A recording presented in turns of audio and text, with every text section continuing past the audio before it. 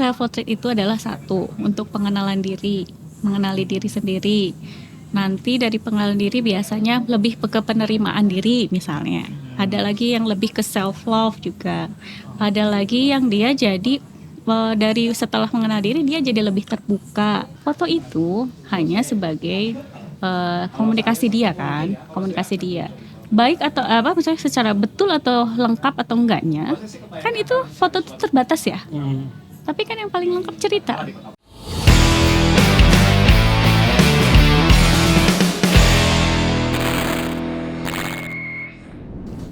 Balik lagi di Voice of Raw. Saya masih pakai batik berarti masih hari yang sama.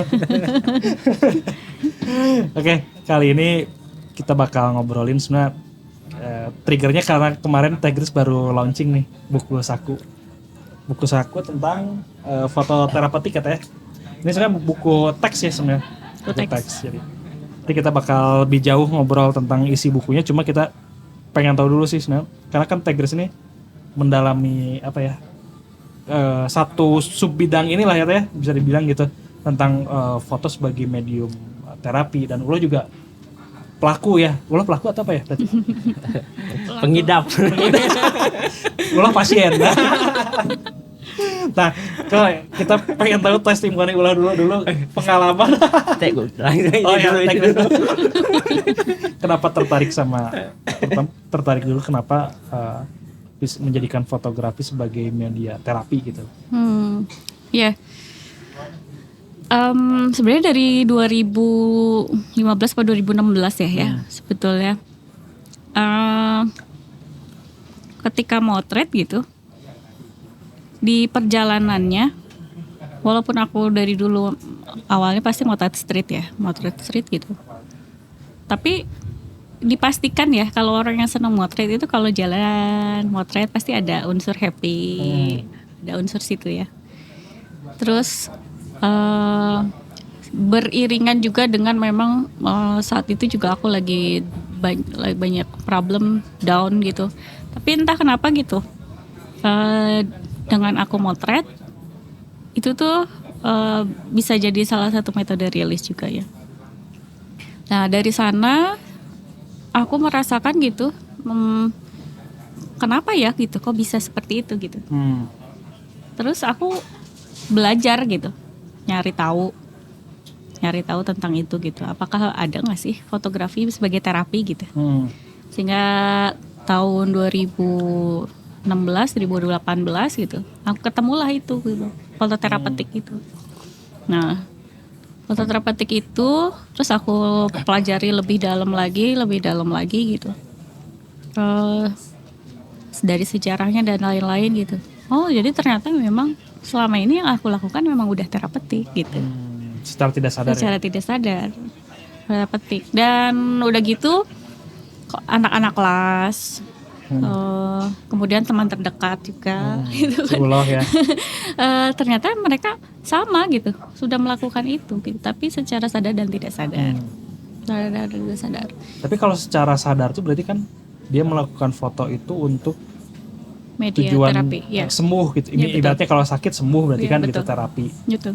Nah kalau secara nggak sadar kan dia nggak tahu nih ngapain gitu. Iya. Tapi berarti nggak bisa dibilang terapi juga atau? Nah itu prosesnya ketika mereka udah sadarnya. Menyadari bahwa apa yang ditanyakan. Oh berarti yang kemarin itu terapi gitu. Oh iya ngerti.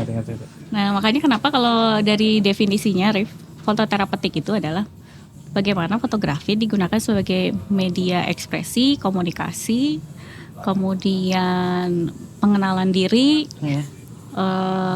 proses merubah yang negatif jadi positif, baik sadar ataupun tidak sadar, gitu Rif. Dengan fotografi, ya? Dengan fotografi. Gitu. Lalu gimana sebagai pasien? Apanya itu? Gimana apanya? Pengalaman menggunakan metode ini gitu untuk berkarya. Kalau Ulo mungkin nggak tahu ya. Aku pas waktu dulu Ulo itu kan pernah bikin self portrait ya. Sehari tiap hari dan selama setahun setiap beda-beda. Kayak Ghazali gitu ya? Ya. Aku nggak tahu itu saat itu Ulo menyadari atau tidak ya. Menyadari atau tidak aku nggak tahu nih. Kita belum ngobrol. Tapi ternyata Rif, itu dari penelitiannya self portrait itu salah satu teknik fototerapeutik, Rif. Tujuannya buat apa? Tujuan self portrait. Self portrait itu adalah satu, untuk pengenalan diri, mengenali diri sendiri. Nanti dari pengenalan diri biasanya lebih ke penerimaan diri misalnya. Ada lagi yang lebih ke self love juga. Ada lagi yang dia jadi dari setelah mengenal diri dia jadi lebih terbuka. Gitu, Rif. Kalau emang narsis gimana?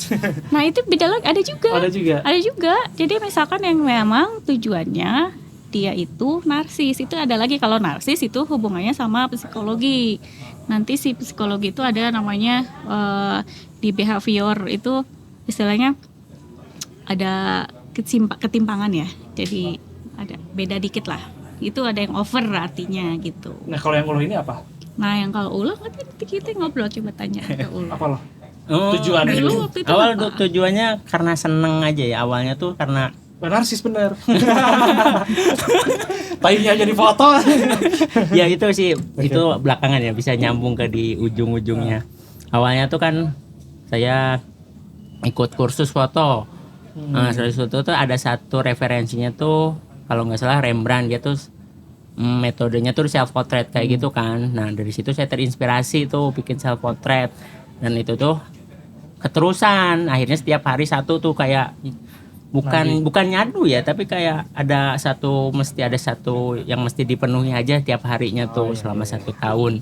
Setelah selesai ya emang narasi yang dibangun di situ tuh tentang pertanyaan antara identitas sama personalitas, dimana identitas sama personalitas itu saya dulu tuh walaupun di awalnya tuh nggak dipikirin itu, tapi saya pikirinnya di ujung gitu. Setelah itu selesai ternyata mungkin yang dibahas di foto ini antara personalitas dan identitas, dimana personalitas itu bawaan lahir atau kalau di agama tuh akhlak yang disematkan dalam jiwa, kalau gitu-gitu bla bla bla.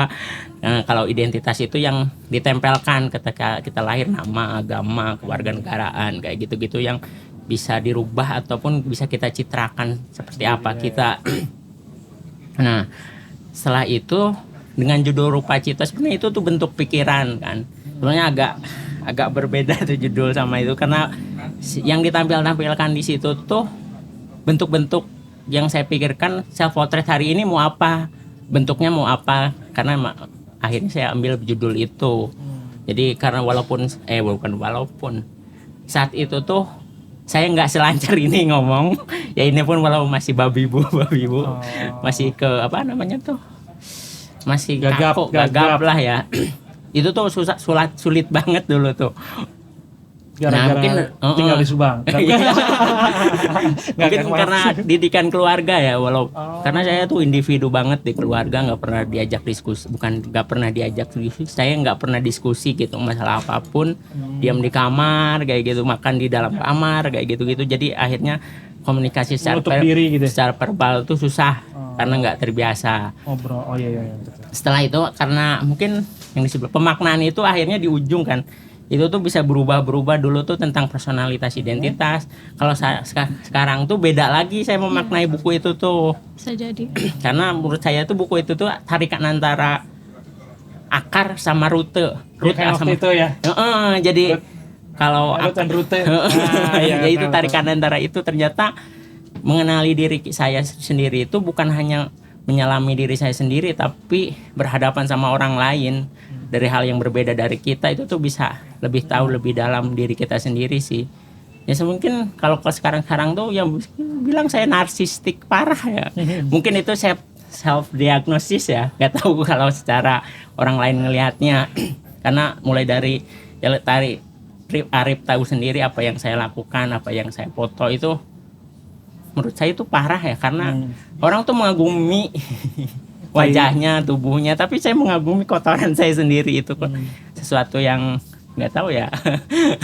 Nah itu berarti gimana? Masih bisa ditolong nggak ya?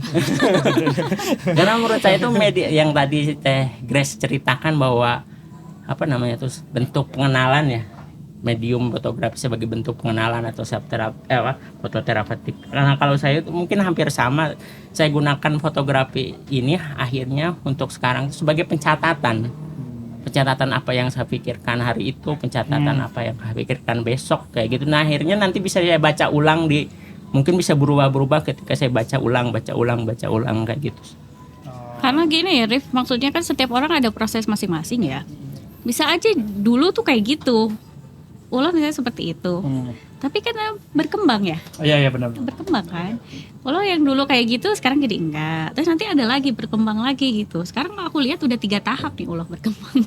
Ya dan nggak sadar ya, nggak tahu nih ulo. Sekarang udah ke tahap ketiga ulo perkembangannya. Oke, tahap satunya apa? Kita Tahap bahas satunya sih. itu tadi, yang tadi ulo kan masih sendiri, Oke. semua itu sendiri. Nah terus itu masih dalam pengenalan diri tadi kan. Yang kedua? Nah yang kedua si pemaknaan tadi berubah, yang asalnya dari tadi identitas Oh, oke. dia berubah lagi tuh si rupa cipta kan. Nah dari rupa cipta sekarang kan udah lebih berubah lagi ke yang Rute kerut tadi. itu. Nah kayak gitu. Jadi maksudnya ya memang pasti setiap orang itu akan pasti berubah. Nah kalau yang fototerapeutik ini, fototerapeutik gitu juga Rif, banyak juga yang jadi misalnya gini, ada yang ketika berproses gitu setahun 2 tahun, misalkan dia sedang menceritakan masalah atau sedang bermasalah dengan ayahnya misalnya, tapi setelah itu setahun 2 tahun ternyata udah selesai dan dia akhirnya ya udah menyetop aja. Nah, Karena bagi dia udah selesai gitu. damai lah, Udah, berdamai dengan itu ya. udah selesai. Bisa jadi kayak gitu. Jadi memang padahal yang awalnya misalnya awalnya berapi-api gitu ya, ini pengen jadi sesuatu apa gitu. Tapi ketika dalam berprosesnya dia merasa udah selesai gitu. Jadi kadang memang fototerapeutik itu akan prosesnya pasti setiap orang beda-beda, waktunya berbeda-beda, hasilnya berbeda-beda gitu. Jadi memang nggak bisa disamaratakan sih gitu. Iya. Tapi sekarang si fototerapeutik ini udah dipakai belum ya di psikolog? Psikologi. Kalau di psikologi belum, Rif. Belum ya? Belum. Bahkan beberapa kali orang yang ngobrol dengan aku psikolog itu baru tahu bahwa oh ternyata fotografi bisa ya jadi salah satu media untuk terapi. Karena jangankan di dunia psikolog ya, maksudnya di luar aja, di fotografi secara umum, di luar gitu, di dunia tentang fototerapeutik juga kan istilahnya baru digaungkan lagi. Kalau kita nge-search aja fototerapeutik, itu yang keluar masih sedikit banget. Paling misalkan yang keluar itu fototerapi. Fototerapi itu, Terapi tulang. nah itu jadi ada 2, Rif. Jadi kalau fototerapi itu ada 2, ada yang di rumah sakit itu ya pakai cahaya. Nah satu lagi memang fototerapi, dia memang fotografi menjadi terapi, tapi nah ini ya ada bedanya nih. Ada fototerapi, ada fototerapeutik. Rif. Kalau fototerapi dia itu memang ada pendampingnya psikolog atau psikiater. Nah, kalau fototerapeutik itu bisa dilakukan oleh siapapun dan tak Penyembuhan diri harus sendiri gitu ya? bisa dilakukan sama siapapun, baik sendiri baik itu kelompok. Memang akan lebih baik jika ada konselor. Konselor artinya misalkan mentor atau yang lebih tahu misalkan masalah visual foto atau pendidikan, itu lebih baik. Karena bisa diajak ngobrol atau misalkan ini problemnya nanti bisa jadi ada solusi misalnya atau sebagai konselor lah gitu. Nah kayak gitu. Jadi 2 itu deh Rif bedanya. Nah pas 2003 April kalau nggak salah ya, itu salah satu pakar fototerapeutik dia kan pernah simposium bareng tuh.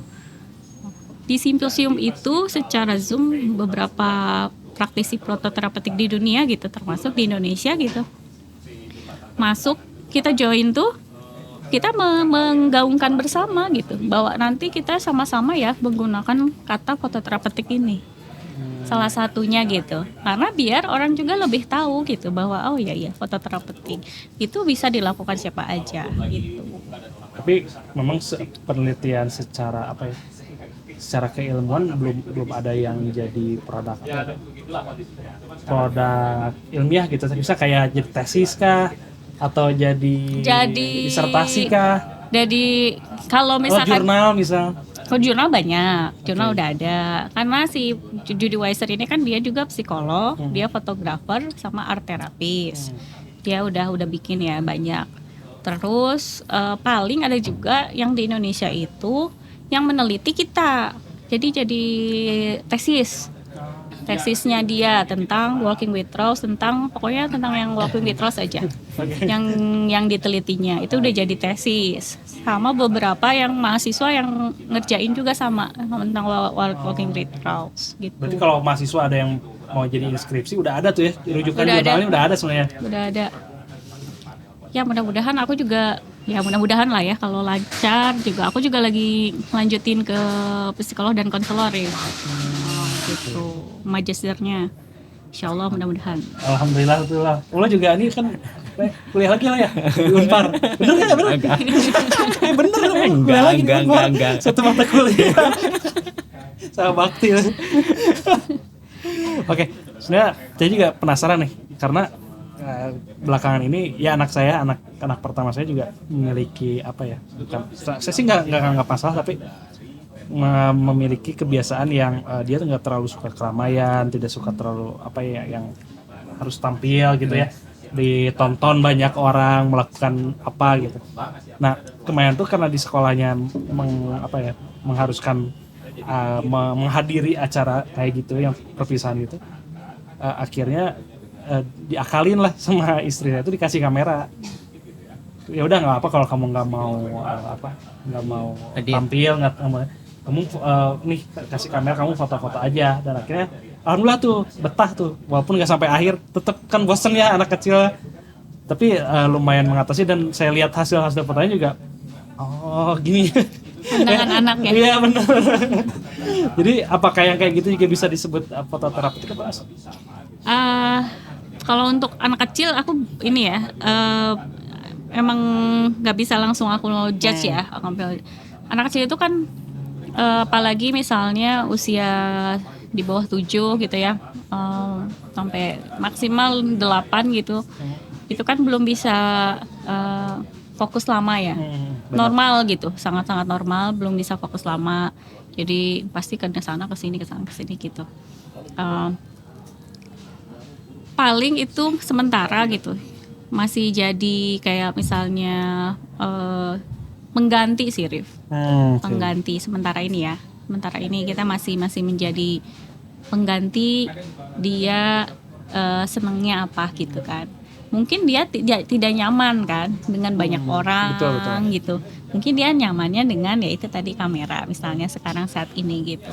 Nah, kalau menurut aku sih ya, sebetulnya mah kalau masalah nyaman dengan orang banyak itu kita nggak bisa paksain. Tapi yang pasti untuk kemampuan sosialisasi itu harus dibiasakan itu mah. Kalau mumpung masih kecil. Kalau udah gede nah itu yang susah nanti. Kayak luar hatinya. Susah itu. Ngapain tai. Karena masih kecil emang itu karena kan ada, kalau di kecil tuh ada kemampuan kognitif atau yang lain-lain gitu ya yang harus dicapai gitu pada tahap itu, usia itu gitu. Ya salah satunya adalah sosialisasi gitu. Kalau menurutku situ. Ya untuk sementara ini mah ini aja, selama anaknya senang kan nggak apa-apa ya. Selama anaknya senang gitu. Nanti selanjutnya baru kelihatan tuh kalau dia misalkan ternyata dengan fotografi dia bisa komunikasi, berarti itu salah satu metode komunikasi dia gitu. Sebenarnya kalau kok dia tuh senang cerita kalau gambar. Gambar, dia udah lumayan lah gambar, terus dia bisa nyeritain ini tentang ini. Gambar itu kayak gambar realis gitu. Ini ada ininya, ini baru ya oke. RWD. Ya RWD bener. Indonesia banget. Ini Pak Wahyu kayaknya.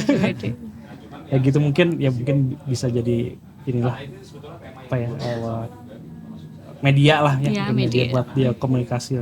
Nah kalau Uloh gimana nih menganggap fototerapeutik sekarang dengan sekarang ya? Apa masih melakukan itu atau udah beda? Enggak tahu ya. Mungkin kalau polanya berubah. Kalau dulu tuh emang bisa setiap hari kan. Walaupun karena mungkin tiap hari juga motret kan pakai HP, kadang pakai kamera. Tapi intensinya berbeda. Kalau dulu tuh ya emang mesti tiap hari tuh mesti motret. Sekarang tuh berubah. Mungkin kalau sekarang tuh lebih memilah kayak gitu apa yang mesti dipotret. Mungkin karena anggapannya tuh di era sekarang tuh foto tuh terlalu riuh, terlalu penuh. Dari mulai kita bangun tidur, mau tidur lagi tuh kita visual aja terus. Akhirnya agak agak mengurangi aja sih. Karena akhirnya kalau terlalu penuh tuh kayak lupa apa ya? Bukan lupa kayak enak gitu ya? Bukan enak ya kayak apa ya? kayak ngeloncat-loncat aja akhirnya tuh. Jadi kalau kita terlalu ngelihat kayak gitu tuh kayak ngeloncat masa lalu masa depan. Hari ini tuh kayak kelewat gitu, bukan kelewat, lupa disadari Karena gitu. udah mindfulness. Allah, be there, be here, be there. Udah di sini. Udah menatap sekarang. Oke, sekarang kita bahas bukunya. Karena bukunya tuh kecil banget nih Teh. Ya. Ini nggak takut diprotes kekecilan? Karena waktu itu kan Om Kris bikin Kecil. buku kecil. Wah kenapa kecil gitu? Tapi kenapa sih ukuran? Kecil. Kita bahas dulu dari tampilan aja dulu deh. Iya, memang aku sengaja bikinnya buku saku dari awal ya. Sebetulnya ini tuh sebenarnya buku ini adalah kecelakaan tapi takdir ya. Pada awal dulu tuh aku sebenarnya nggak mau bikin buku ini karena aku pengennya di belakang layar aja gitu. Oh iya itu ya. Ya, aku pengennya di belakang layar aja. Tapi ternyata kan apa maksudnya mungkin itu udah takdir lah. Gimana lagi? Udah takdir kayaknya. Tadinya aku udah nggak gitu. Malu aku gitu. Siapa ya kapasitas aku gitu. Tapi kan kalau ditanya dari sisi pendidikan aku udah lebih dari 25 tahun. Dari fotografi certified. Galanya. Padahal mah nggak ada hubungannya ya. Certified. Misi yang ditanya kan misi ditanya gitu Ya kan. benar-benar. Misi ditanya kan. Kalau di Audi itu kamu siapa gitu kan? gitu kan. Kalau di kantor gitu. Ada kan gitu Iya, kan. benar. Ada aja yang nanya emang lo siapa gitu Iya. kan bikin buku kan gitu. Tapi kan aku balik lagi gitu. Fototerapeutik itu memang dari pengertiannya aja itu bisa dilakukan oleh siapapun gitu kan. Kan gitu ya. Tidak harus ada psikolog kan. Dari pengertiannya aja dari situ aja akhirnya aku memberanikan gitu bahwa kalau nggak ada yang nulis mulai siapa lagi coba. Alasan kecilnya kenapa? Nah, kecil ini karena memang buku saku yang aku pengennya ini bisa dibawa kemana-mana dibaca, ringan, isinya juga ringan bagi aku ya. Menurutku ini ringan, padat, singkat, tapi lengkap. Jadi siapapun yang baca ini mudah-mudahan sih bisa paham dari awal sejarah, kemudian runutannya secara psikologi itu seperti apa gitu kan. Terus hingga praktek-praktek yang udah kita lakukan selama 4 tahun ke belakang gitu, secara yang kita udah lakukan gitu, dan beberapa sampel yang lain gitu. Jadi memang itu lengkap lah gitu, paket lengkap walaupun kecil. Tapi aku juga berharap gitu, walaupun ini karena ini sangat, menurut aku masih sangat kurang, siapapun gitu yang bisa bikin lebih oke, bikinlah. Jadi Bikinlah gitu. sebenarnya pancingan ya, Pancingan. biar ada orang lain juga yang tertarik Bikinlah. membuat itu gitu. Bikinlah. Kalau tidak ada yang bikin, siapa lagi gitu. Ini masalahnya fototerapeutik ini banyak orang yang pakai, tapi mungkin secara pendefinisian, secara yang merunutkan gitu, kan nggak ada. Mungkin ada beberapa yang sudah jadiin tesis, jadiin apa gitu ya, jurnal dan lain-lain gitu. Tapi kan mungkin itu terbatas ya kalangannya. Mungkin Nggak semua orang bisa akses. Orang umum nggak bisa akses, sedangkan insya Allah gitu, manfaatnya akan banyak gitu. Manfaatnya akan banyak lah gitu. Karena ya dengan isu kesehatan mental sekarang tahu sendiri. Dia lagi ini. Dan Kan udah gitu. generasi Gen Z gitu ya, lagi ini banget Kamu ya. generasi apa? Iya berarti. Lo apa? Iya juga sama. Iya banget Anda. Apalagi sekarang fotografi dipakai terus kemana-mana. Iya. Kan gitu. Benar. Tapi ya gitu ya, maksudnya tadi menyambung sama yang Allah, bahwa fotografi itu akan kembali sebagai fungsinya masing-masing setiap orang. Jadi ada juga yang memang orang hanya mendokumentasikan saja, ada juga yang memang sebagai media ekspresi, ada yang sebagai media komunikasi, ada yang misalkan memang itu sebagai berita dan lain-lain gitu kan. Sama ada itu ya, yang fotografer cewek itu yang zaman tahun 80-an tuh dia self portrait terus dijual tuh di yang mahal kejual, aduh lupa siapa namanya, tapi ada Mayer. bukan ada, jadi dia fotonya konseptual kayak uloh, tapi dia setiap foto dia penampilannya beda-beda tuh. Oh, Maksudnya, itu. siapa sih yang kejualnya yang mahal? Yang sampai di Christie mahal kejual lelang Christie. Iya si ala lupa. Dia kan I'm Title itu.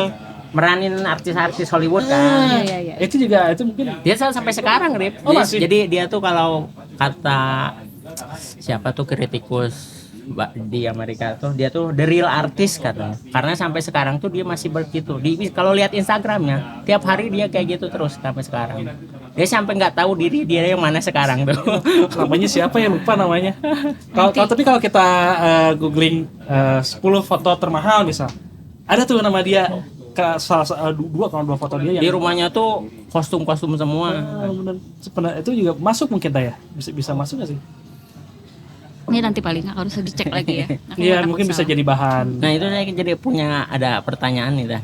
Gimana kan tadi cerita itu tiap orang tuh beda-beda tuh kan menggunanya, ada yang dokumentasi aja. Gimana tuh ngelihat intensinya atau perbedaannya ketika kan mungkin Teteh punya beberapa pengalaman orang bercerita lewat fotonya tuh. Iya. Intensinya tuh ngebedainnya gimana nih? Orang ini punya kecenderungan ini punya. Iya.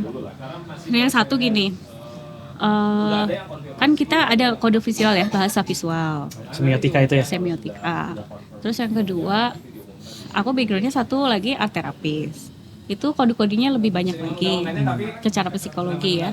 Terus yang ketiga, itu yang paling utama adalah cerita. Cerita. Jadi kalau misalkan ada orang, misalkan ada problem, itu ngobrol dulu. Karena kita bukan cenayang gitu maksudnya loh. Jadi kalau misalkan ada seseorang nih ada problem, dia ngobrol dulu, bawa foto kan. Makanya kenapa kita ada istilahnya, kalau di kita ada program kan namanya Talking with Rose ya. Jadi ngobrol via foto kan. Foto itu hanya sebagai komunikasi dia kan, komunikasi dia. Baik atau apa misalnya secara betul atau lengkap atau enggaknya, kan itu foto itu terbatas ya. Tapi kan yang paling lengkap cerita. Jadi sebenarnya foto tuh bukan ini utamanya. Bukan utama juga sebetulnya. Bukan utama tapi bisa jadi nanti sebagai medianya gitu loh. Tapi kalau misalkan Talking with Rose gitu gini misalnya ya, tahapannya ya loh. Misalkan ada orang nih, dia kelihatan fotonya. Tapi kan aku nggak bisa menduga-duga aja ya. Kan foto bisa bercerita banyak hal ya. Kan gitu. Nanti kalau aku menduga gini nanti salah Kayak gimana? dukun gitu ya? Kayak dukun. Kirain bisa kayak tarot gitu. No. Enggak. Musrik. No. Kalau aku sih nggak mau, lebih pilih nggak mau. Kalau aku lebih pilih nggak mau. Mending kalau ada orang ada masalah atau apa, ngobrol aja, bawa foto misalkan, ngobrol. Yang paling utama kan ngobrol. Nanti dari obrolan baru tekniknya selanjutnya apa yang mau kamu capai. Gitu Berarti loh. Si foto terapis nggak bisa mengidentifikkan, kalau kata Allah gimana caranya mengidentifikasi orang melalui fotonya gitu. Kurang lebih gitulah ya. Ya. Berarti kan nggak bisa ya. Tetap Enggak. dia harus cerita juga. Tetap jangan. Kalau walaupun secara kita lihat ya, kalau mau lihat-lihat aja, ya udah itu mah dalam hati aja. Oh ya udah tahu lah kayak gitu gitu. Biasanya ngejudge gitu Nah, kayaknya. nanti dikiranya kita, walaupun misalnya kita udah tahu lah dari foto misalkan, oh ini nih kayaknya ada problem loh gitu kan. Soalnya gini kelihatan banyak banget ya. Kayak kemarin juga pas lagi kita sharing di Jakarta gitu, ada yang cerita gini, kemarin aku lihat ya, ini fotografer cewek terkenal. Dia tuh sering posting. Tiba-tiba suatu hari dia postingnya beda banget. Dan memang ternyata dia ada problem. Jadi kelihatan dari foto itu. Benar nggak ya dia gitu kayak gini-gini? Kalau dari secara sekilas dari foto aja udah pasti, itu pasti. Tapi kan kita nggak tahu ya, nggak bisa ini ya. Kan ini udah paling utama harus ngobrol ya, cerita ada apa kan? Soalnya kan ada kan fotografer yang moto manusia terus tapi ternyata nggak humanis lah ya.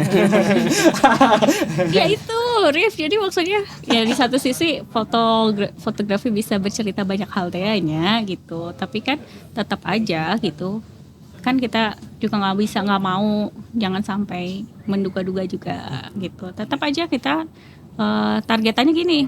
Prosesnya kalau di kita, misalkan ada orang pengen capaiannya apa, misalnya contoh ya, ada salah satu yang dia punya amarah tinggi misalkan ke keluarganya, terus kamu maunya apa? Aku pengen meredakan amarah ini misalnya, dia turunin gitu. Ya udah kamu berproses, kamu udah motret, ngobrol, diskusi, lanjut lagi motret, ngobrol, diskusi, hingga kayak gimana, nanti ikutin aja ya, sampai akhirnya dia bisa mereda.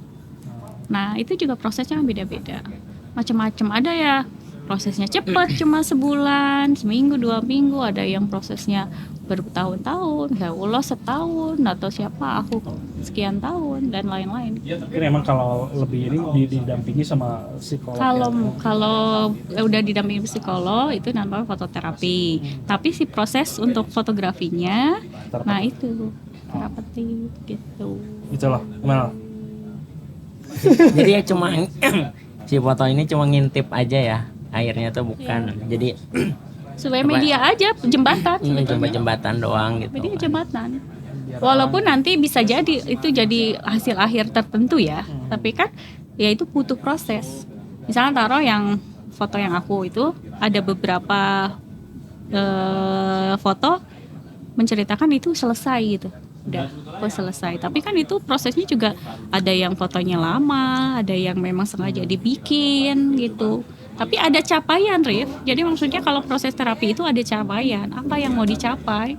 Kalau misalkan nggak ada yang dicapai, kitanya tidak teridentifikasi dari awal, jadinya kayak yay. Nah itu banyak yang gitu ya? Iya, gitu. Makanya kalau misalkan kenapa kalau di psikolog atau apa itu biasanya di bundling 7 kali, 13 kali, 12 kali, nggak boleh cuma sekali 2 kali. Kalau proses mah itu langsung di bundling.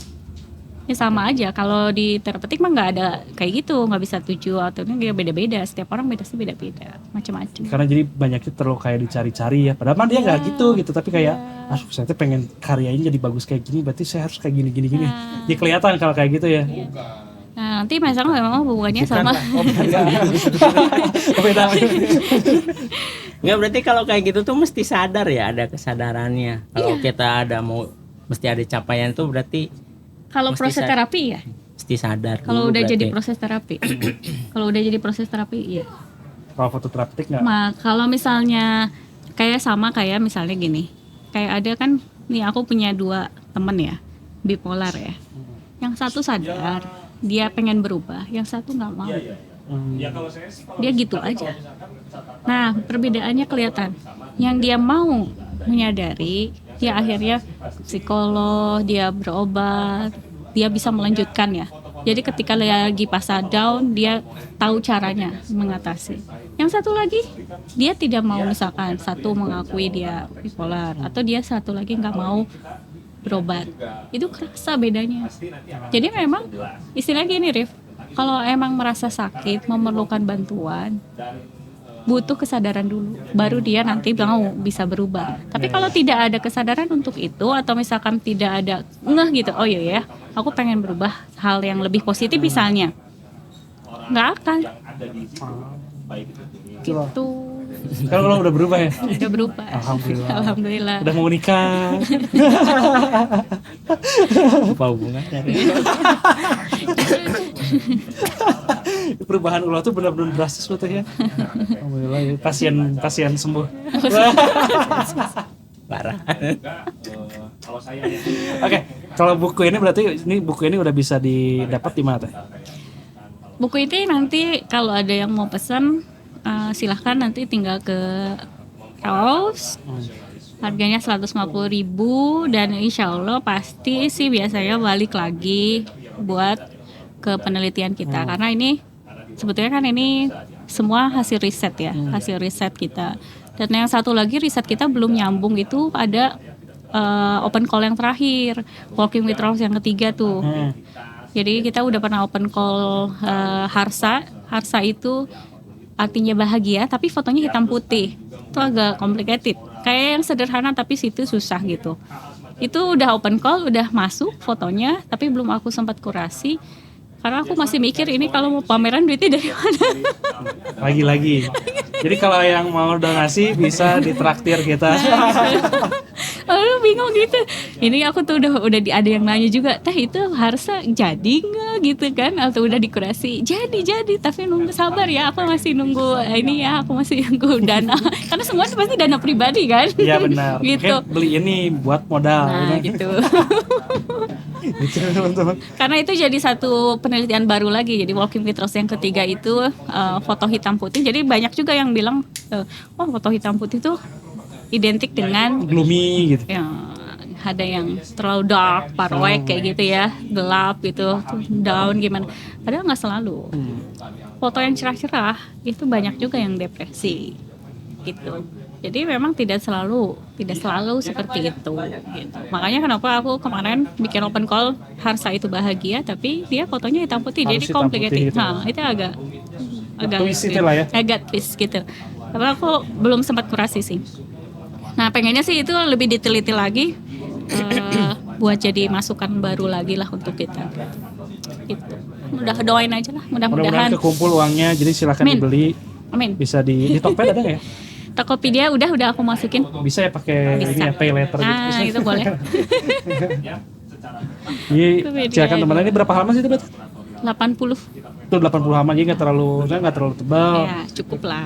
Jadi ya bukunya kecil, nggak terlalu tebal, jadi enak dibawa kemana-mana. Mudah-mudahan bisa jadi banyak pengisi inilah ya, pengisi waktu. Jadi pemicu, jadi apa namanya? Atau memulihkan kesadaran, oh, Bisa ternyata jadi gini gitu ya. ada kemarin juga pas lagi research juga, oh iya ternyata yang aku lakukan tuh selama ini adalah terapeutik Gitu. loh Cuma gitu kita nggak tahu kan. aja gitu Cuma kan. kitanya nggak tahu karena sebenarnya banyak sih Rif, fotografer yang udah kayak gitu, banyak banget lah. Dan mungkin kalau udah sadar gitu kan jadi bisa membawa, oh ini berarti bisa dibawa ke sini gitu. Nah, Kalau udah tahu gitu. nah Kayak gitu. Uloh, ini contoh lagi. Jadi kehadiran Uloh di sini sebenarnya sebagai sampel bahwa ini ada pasien sembuh. Ya gitu teman-teman. Ya mudah-mudahan silakan diborong, silakan dibeli. Harganya juga sangat terjangkau. Ya. Dan mudah-mudahan berguna kan, Amin, terutama amin, untuk amin.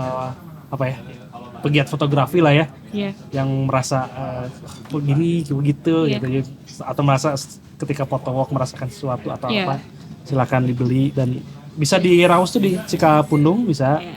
atau di Instagramnya online bisa. Iya. Oke. Sekian episode kali ini, sampai jumpa di episode selanjutnya. Bye.